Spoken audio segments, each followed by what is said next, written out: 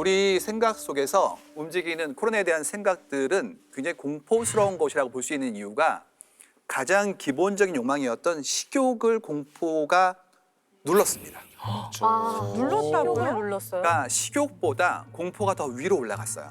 근데 저희가 일상적인 수면, 그다음에 먹고 싶어하는 식욕 이런 형태의 욕망은 언제나 일정하거든요. 네. 근데 이제 이 정도로 먹고 싶은 것이 없어질 정도까지도 어머. 공포가 올라갔던 걸 본다면 굉장히 큰 공포임을 인식할 수 있다는 것이죠.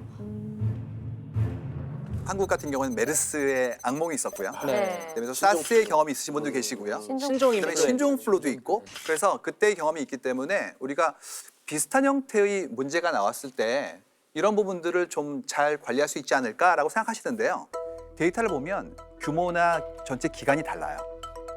메르스 같은 경우에 전체 기간이 8주에서 10주 사이에 어느 정도 정리가 되거든요. 근데 지금은 같은 기간이 지난데도 불구하고 아직도 터널의 끝이 보이지가 않습니다.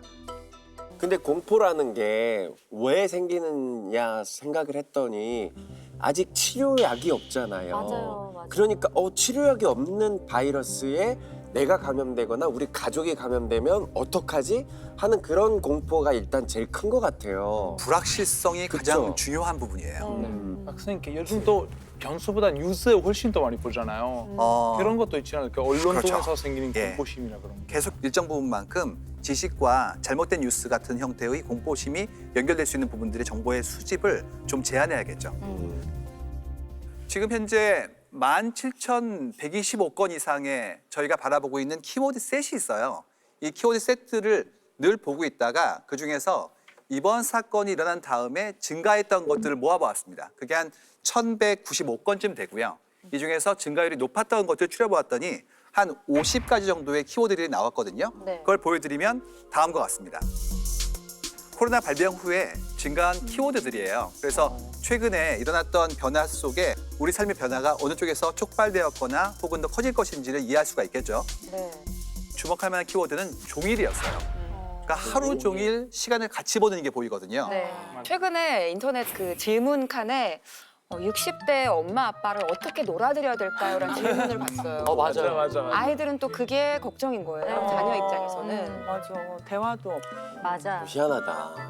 저도 이게 처음에 코로나 딱 시작됐을 때 3월 중에 개학을 한다 이런 얘기가 있었잖아요. 그래서 엄마들은 그냥 버텼어요. 그냥 지나가겠지 가겠지 버티는구나. 했는데 지금 4월 6일까지 미뤄지고 그 이상으로도 갈 것 같으니까 너무 스트레스 받고 힘들어요. 터널이 언제 끝날지를 알고라도 있었으면은 네, 되게 불확실하니까. 잘했을 텐데 너무 언제 끝날지 불확실해서. 모르는 터널이니까 힘들었다 이런 말씀이시죠?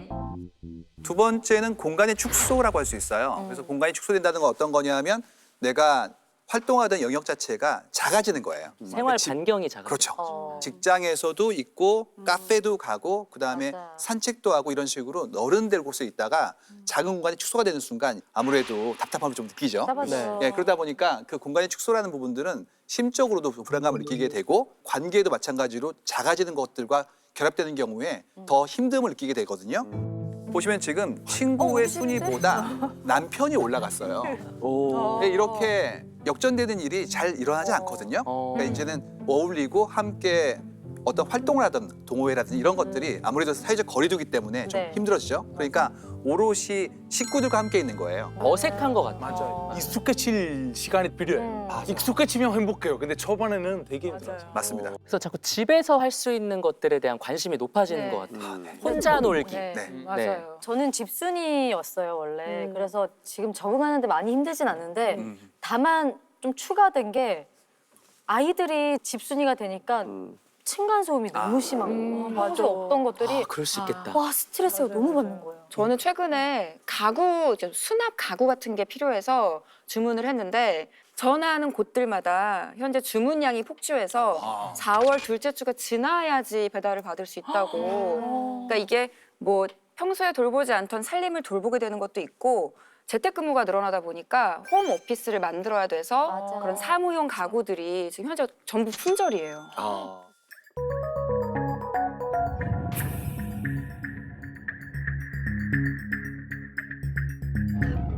그러다 보니까 연결된 산업도 변화하게 되는 것이고 마찬가지로 삶의 변화, 네. 맞아. 확장되어서 산업의 변화로 가는 거예요. 덕분에 화장품 기업은 지금 손 세정제 매출이 매우 크게 오르고 있습니다. 이 산업의 변화 같은 것들이죠. 지금 가장 큰 게 온라인으로 우리의 일상생활이 확장되는 것들이에요. 맞아요. 네. 오늘 같은 경우에도 이렇게 스카이프로 25분이 넘는 분들이 함께 지금 방송을 하고 계시죠. 맞아. 이게 안전하고 편하고 네. 더 경제적이고 지금까지 이런 형태의 방송은 정말 해외에 있는 석학과 인터뷰 정도만 했었지 이렇게 하진 않았었거든요. 네. 화상회의 정도? 그렇죠. 네. 근데 이런 일들이 지금 정상 방송을 넘어서 일상생활에 우리의 업무에 들어오기 시작했어요. 네. 제가 이 온라인에 눈 떠서 이걸 새로운 비즈니스로 생각을 해봤더니 네. 저기 나와 계신 분들의 얼굴을 좀 더 예쁘게 하는 그런 기술을 지금 얘기하면 그렇잖아. 안 다들 이쁘시다는 건가요 지금? 아니 저게 카메라가 약간 실물보다 조금 못나게 나와. 조명 상태나 그러니까 좀 이런 게 다르시니까. 짜증나잖아. 그죠? 반응이 폭발적이에요. 반응 폭발적이잖아. 역시 이런 센스 아이디어가 대박. 필요해. 눈 떴네 나는. 안 이뻐서 죄송해요도 있어요. 네, 그래요? 네. 아유. 저희 잠시만 이 와중에 저희 우리 대단하다. 분께서 배경을 바꾸셨어요. 하와이로. 저기. 대박. 저걸 저기 말한 가능한 거예요. 거야? 너무 지금 좋아요. 하와이신 거예요? 우와. 저희는 하는 일이 생활을 계속해서 관찰하는 거예요. 그래서 생활을 관찰하고 생활의 변화를 추적하는 일을 하고 있거든요. 그러다 보니까 이제 새로운 형태의 생활이 나오면 먼저 그걸 이해하고 여러분들한테 알려드리는 일도 같이 병행을 하고 있어요. 그래서 최근에 발견했던 새로운 일상에 대한 변화들을 몇 가지 좀 보여드릴게요. 재택근무입니다. 와. 재택근무. 이 재택근무는 할 얘기가 많은데요. 이 재택근무가 한국에 없지 않았어요. 나름의 방식들이 있었거든요. 맞아요. 직종별로. 예, 시간을 나눠서 하기도 하고 날짜를 역시 쪼개기도 하고 이런 게 있었는데 이번에는 전폭적으로 이루어지게 된 게 가장 큰 차이예요. 이번에 그래서 재택근무가 굉장히 많은 분들이 동시에 받고 생각보다 나쁘지 않다는 걸 아는 순간부터 그쪽으로 움직이겠죠. 홈오피스라는 것이 뜨고 있습니다. 데이터에 어떤 게 나오냐 하면 평상시에 우리 서재는 나쁘지 않았는데 일을 하려니 좀 부족해. 이런 게 나옵니다. 또 뭐가 나오냐면 이미 한 분은 재택근무 중이었어요. 그래서 아내는 근데 이번에 남편도 하게 된 거예요. 그러다 보니까 공간을 놓고 다툼이 생깁니다. 내가 이제 서재를 쓸 거야. 그다음에 당신은 이제 응접실로 나가 이런 부분들이 나온단 말이죠. 그래서 좀 더 넓은 공간에 대한 어떤 새로운 니즈 그다음에 그 집 안에서도 인테리어를 사무 공간에 맞게 바꾸고 싶어하는 욕망이 만들어질 수 있기 때문에 또 새로운 삶이 만들어질 수가 있다는 그러니까 얘기죠. 서재 인테리어 이쁘게 하는 게 로망이 교수님들 있잖아요. 같은 경우는 이제 온라인 강의를 할 때 배경이 보이니까 네. 집을 좀 정돈을 해야 되고 그러면 헌책 이런 게 잘 팔리겠다. 뒤에 책을 꽂아놔야. 아 백그라운드에. 했잖아. 신기하다 진짜. 요즘에 그리고 그 대박이다. 그린 스크린 크로마키도 잘 팔린대요. 아, 도티시 댁에도 있잖아요. 아 그럼요, 저도 있죠. 네. 네. 근데 저도 이제 이런 사태가 벌어지고 얼마 안 있어서 바로 전직원 재택근무를 시행을 했거든요. 네. 근데 막상 이제 시작을 하니까 아 이게 업무가 되게 비효율적이지 않을까. CEO의 또 입장이구나. 그렇죠. 불편하지 않을까 생각을 했는데 막상 또 그 시스템에 익숙해지고 이제 온라인에서 서로 협업할 수 있는 것들에 대해서 이해도가 생기니까 이제는 굉장히 많이 자리를 잡은 것 같아요. 습관을 바꾸는 데는 에너지가 드는데 네. 한 번 넘어가면 그다음부터는 이제 그 편리함에 나도 모르게 중독되는 거죠. 맞아요. 근데 지금 시장에 저도 무서워. 아직 안 들어오셨던 비참여자가 엄청 많이 들어오시게 된 거예요. 네. 근데 그러면 전 살짝 걱정이 뭐냐면 이 재택근무가 정착이 돼서 다들 이렇게 괜찮은데 우리 회사 잘 굴러갈 수 있는데 그러면 나중에도 코로나19가 끝난 후에도 야 재택근무 해도 괜찮겠다 이러면 회사 본사의 이 공간들 있잖아요.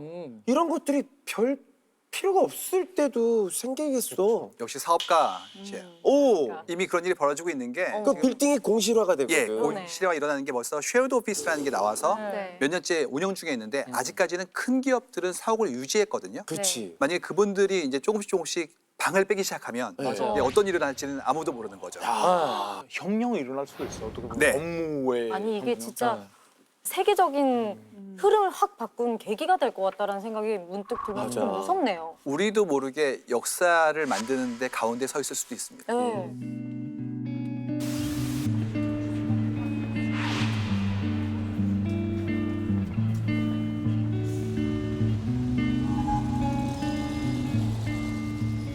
이런 형태의 결과들은 다시 돌이킬 수 없는 결과들이 온단 말이에요. 그런 이유로 지금 우리는 아마도 우리의 역사를 만들고 있을지도 몰라요.